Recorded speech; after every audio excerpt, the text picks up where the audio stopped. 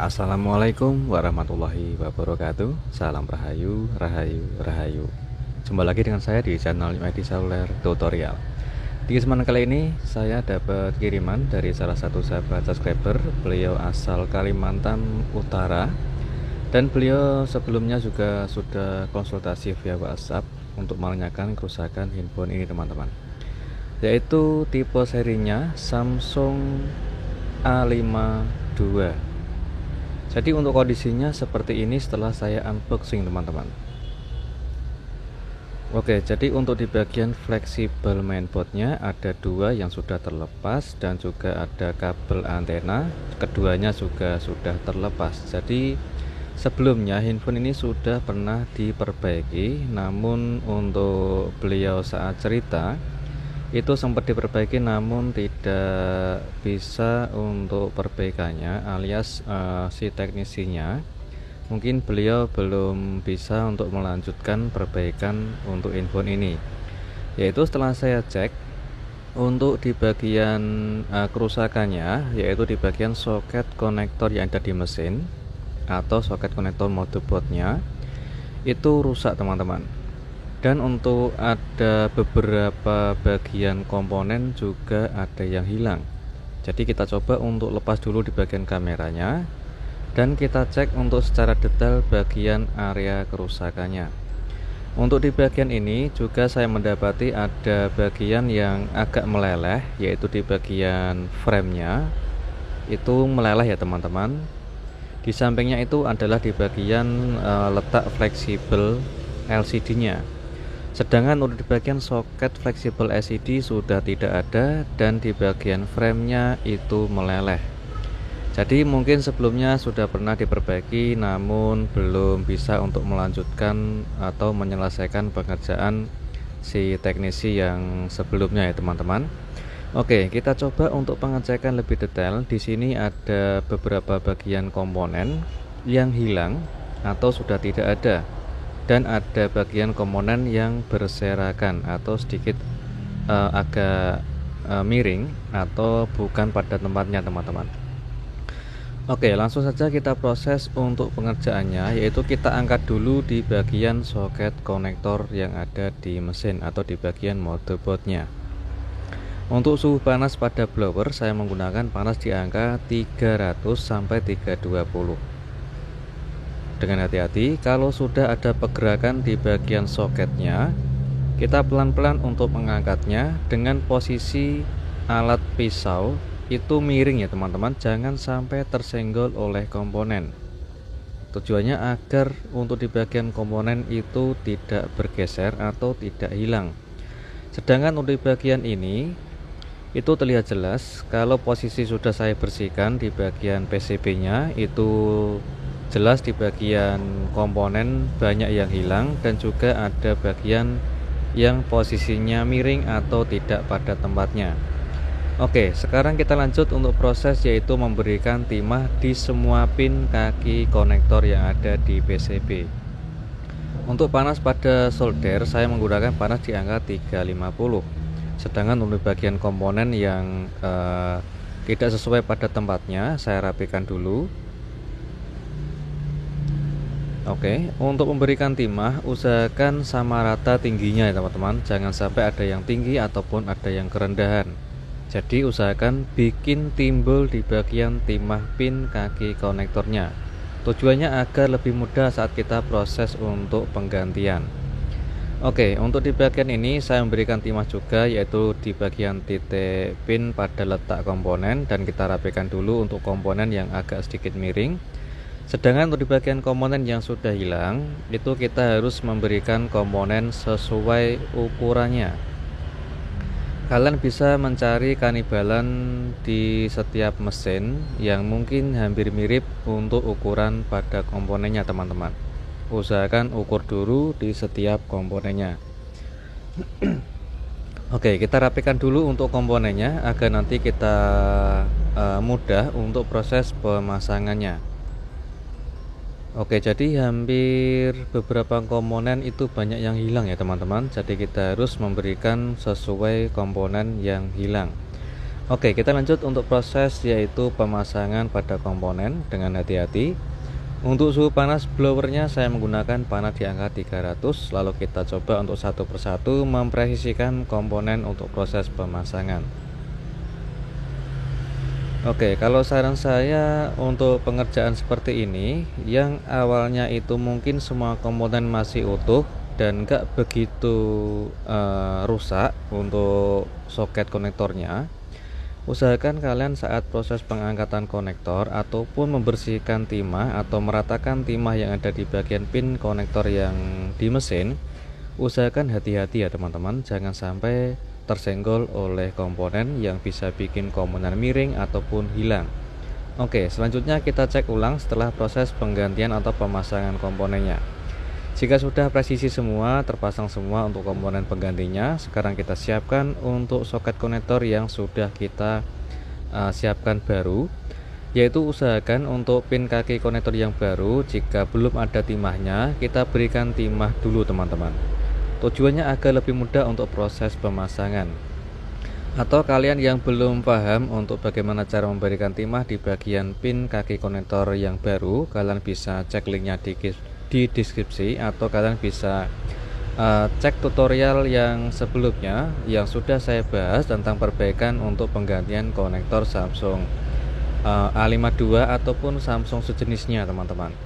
Seringkali untuk pemasangan atau penggantian konektor itu saya memberikan timah di bagian pin kaki konektor yang baru. Oke, untuk pemasangannya sendiri menggunakan panas blower di angka 320 minimal 300. Usahakan jangan sampai terlalu dekat ataupun terlalu panas teman-teman. Setelah kita cek untuk pemasangan konektornya, untuk memastikan semua pin konektornya itu sudah terpasang dengan presisi dan rapi teman-teman. Jika sudah selesai semua, tinggal kita untuk pengecekan atau kita lanjut untuk proses perbaikan berikutnya seperti di bagian ini, yaitu di bagian soket konektor yang ada di fleksibel LCD juga tidak ada ya teman-teman. Kita rapikan dulu untuk timahnya atau kita ratakan timah yang ada di bagian fleksibel LCD-nya. Oke, untuk tahap ini juga harus hati-hati, kalau salah sedikit bisa menyebabkan LCD rusak ya teman-teman, karena fleksibel LCD ini menyatu sama LCD. Jika terjadi kecelakaan kerja nanti bisa menyebabkan harus penggantian LCD. Setelah kita rapikan fleksibel LCD atau timah yang ada di fleksibel, kita lanjut untuk siapkan konektor yang baru sesuai bentuk pada konektor LCD yang ada di fleksibel. Seperti biasa, untuk memberikan timah di bagian pin kaki konektor, kita berikan timah secara manual seperti ini, atau bisa menggunakan fleksibel bekas yang tidak terpakai, kita potong untuk mempermudah memberikan timah yang ada di bagian kaki konektor yang baru teman-teman. Oke, setelah terpasang untuk di bagian konektornya, kita lepas agar terlihat jelas untuk timah yang ada di pin kaki konektornya. Jika sudah ada semua atau sudah ada timah di semua pin konektor yang baru, tinggal kita pemasangan di fleksibelnya. Oke, kita presisikan dulu untuk konektor ke bagian fleksibel. Harus presisi dan lurus ya teman-teman. Oke, jika sudah presisi, kita bisa memberikan flux secukupnya saja. Selanjutnya kita gunakan ujung solder menggunakan yaitu bentuk pisau. Lalu kita tekan secara halus dengan perlahan, jangan sampai bergeser terlalu keras ya teman-teman. Tujuannya agar tidak miring atau pemasangannya harus benar-benar presisi. Jika sudah selesai, kita bersihkan dulu dari sisa fluknya menggunakan thinner. Lalu kita cek ulang untuk pemasangannya. Oke, jika sudah selesai semua, kita lanjut untuk perbaikan berikutnya. Di sini saya mendapati yaitu di bagian papan UI charger, karena di situ terdapat antena yang terputus atau switch antenanya itu hilang teman-teman. Jadi apabila kita mendapatkan kerusakan seperti ini, yaitu di bagian pin konektor antena itu ambrol, kita bisa klik dulu di bagian ground dan kita berikan timah secukupnya saja. Ini metode saya sendiri ya teman-teman. Jika kalian kepengen lebih rapi lagi, kalian bisa memberikan atau membuat pin di bagian PCB yang ambrol, atau menggunakan teknik jumper gulung atau kawat gulung di bagian jalur yang ambrol. Berikutnya kita gunakan untuk konektor antena dari mesin kanibalan yang tidak terpakai dengan ukuran yang sama ya teman-teman. Perhatikan untuk jalur positif dan negatifnya. Kalau jalur positif itu terlihat jelas ada garis lurus panjang, yang kecil itu adalah negatif teman-teman. Kita presisikan dulu sesuai posisinya. Untuk positif sesuai jalur positifnya, yaitu yang ada garis tengah panjang itu adalah jalur positif, sedangkan yang kecil itu adalah negatifnya. Oke, kita gunakan kawat jumper untuk memperkuat proses pemasangan yang ada di bagian jalur ground. Oke, usahakan benar-benar terpasang dengan kuat di bagian jalur groundnya. Tujuannya ini hanya untuk memperkuat konektornya ya teman-teman, agar tidak mudah ambrol saat kita melepas di bagian kabel antenanya. Jika sudah selesai, kita bersihkan menggunakan thinner untuk menghilangkan sisa fluknya. Oke, jika sudah selesai semua, untuk di bagian perbaikan penggantian soket konektor yang ada di mesin atau di bagian motherboardnya, sekaligus untuk memberikan atau penggantian komponen yang hilang, dan juga perbaikan fleksibel LCD atau penggantian konektor fleksibel LCD, serta untuk perbaikan yaitu konektor switch antenanya. Oke, jadi untuk perbaikannya sudah selesai semua, tinggal kita pengetesan serta pengecekan ulang dari apa yang kita kerjakan, apakah bisa normal atau handphonenya bisa menyala dengan normal atau tidak teman-teman. Oke, kita lanjut untuk perakitan, yaitu untuk kita tes dulu ya teman-teman, bukan perakitan secara total. Atau kita bisa pemasangan seperti kameranya, sekaligus untuk pengecekan fungsi dari kamera dan fungsi lainnya teman-teman. Oke, setelah terpasang untuk semua kamera, kita pasang untuk fleksibel UV charger atau fleksibel mainboardnya, serta kita gunakan atau pemasangan kabel antena. Karena kita perbaikannya ada banyak ya teman-teman, seperti konektor switch antena, fleksibel LCD, serta konektor LCD yang ada di motherboard mesinnya. Kita presisikan dulu untuk kabel antenanya, dan kita pasang untuk buzzer atau speaker bawahnya, dan kita pasang untuk penutup mesinnya. Oke, kita cek untuk menggunakan kartu SIM ya teman-teman. Tujuannya untuk mengetahui kondisi sinyal saat kita selesai perbaikan konektor antena. Oke, kita gunakan charger, dan alhamdulillah untuk gambarnya sudah tampil teman-teman. Kita tunggu sebentar. Untuk persentase baterai ada di angka 75%, sambil kita coba untuk menyalakan handphonenya. Alhamdulillah untuk gambarnya tampil. Lalu kita cek untuk fungsi dari touchscreen, dan untuk pengisian daya cepat masih support. Kita geserkan. Alhamdulillah untuk touchscreen bisa berfungsi, serta sinyalnya sudah keluar 4G dengan full teman-teman. Lalu kita cek semua fungsi, mulai dari WiFi dan Bluetooth juga. Oke, untuk WiFi aktif dengan normal dan Bluetoothnya aktif dengan normal. Kuota datanya atau kuota data dari kartu SIM card keluar 4G dengan normal teman-teman.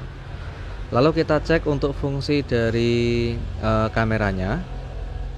Karena kamera ini saya tutupi melindungi menggunakan solasi kuning, kita coba untuk lepas dulu.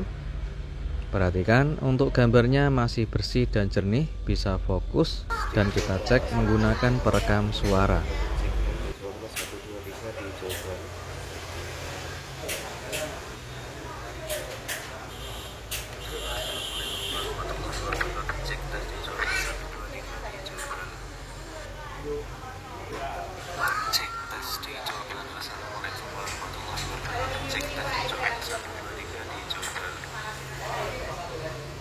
Oke, alhamdulillah untuk perekam suara atau perekam video bisa berfungsi dengan normal. Tujuannya untuk pengecekan seperti mikrofon ya teman-teman, karena kita mengerjakan ada banyak sekali, yaitu penggantian konektor motherboard yang ada di mesin, serta penggantian komponen jalur display, jalur touchscreen ataupun jalur audio. Semua fungsi ada di situ teman-teman. Jadi harus hati-hati segala pengerjaannya. Oke, kita lanjut untuk proses perakitan ulang karena di bagian baterai itu sepertinya sudah pernah dibongkar. Jadi ada beberapa stiker yang terkelupas, saya lindungi dulu dan lalu kita rapikan kembali. Kita lanjut untuk proses perakitan total ya teman-teman, karena sudah selesai kita cek semua. Alhamdulillah itu sudah bisa berfungsi dengan sangat normal. Namun jangan senang di situ dulu karena sebelumnya kita belum merakit secara total. Kita bersihkan dulu dari sisa-sisa lem yang ada di bagian frame maupun sisa lem yang ada di bagian backdoor. Tujuannya untuk agar lebih rapi saat kita proses perakitan dan tidak ketebalan di bagian pengelimanya. Serta untuk di bagian lensa kamera, usahakan kalau kaca lensa kamera itu kotor karena debu ataupun nggak sengaja kepegang jari, harus dibersihkan dulu teman-teman. Kita lanjut untuk proses mengasih garansi atau segel garansi serta memberikan lem untuk proses pemasangan backdoornya. Kita bersihkan dulu untuk backdoornya dan kita gunakan gelang karet untuk merakatkan atau merapatkan di bagian backdoornya. Sambil saya koneksikan menggunakan charger dan sambil menunggu pengisian baterainya itu full. Dan sudah selesai untuk perakitannya, pengelimannya sudah kering dan untuk lensa modul kameranya sudah kembali bersih dan jernih. Dan untuk perakitannya sudah selesai semua ya teman-teman. Kita cek ulang untuk fungsi chargernya karena sudah saya cas dengan full untuk baterainya sudah 100%. Oke, baterainya sudah 100% full ya teman-teman. Kita coba untuk menyalakan handphonenya untuk pengecekan ulang semua fungsi dari handphone ini setelah kita selesai pengerjaan maupun selesai proses perakitan. Alhamdulillah untuk gambar LCD-nya masih tampil dengan normal dan untuk fungsi dari touchscreen-nya juga masih bisa berfungsi dengan sangat normal sekali. Kita cek ulang yaitu di bagian kuota data internet. Untuk WiFi, Bluetooth masih aktif dan sinyalnya full 4G. Kita lanjut untuk pengecekan fungsi dari kamera dan juga fungsi dari perekam audio ataupun perekam videonya. Alhamdulillah untuk hasil kamera belakang masih bersih dan jernih. Untuk kamera depan juga masih bisa berfungsi dengan sangat jernih. Kita tes untuk perekam video untuk menguji coba yaitu mikrofon dari audionya.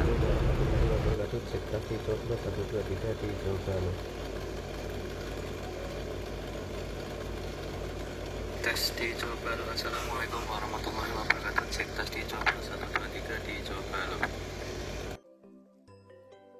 Alhamdulillah semua fungsi bisa berfungsi dengan normal dan semoga bermanfaat. Jumpa lagi di tutorial berikutnya. Assalamualaikum warahmatullahi wabarakatuh.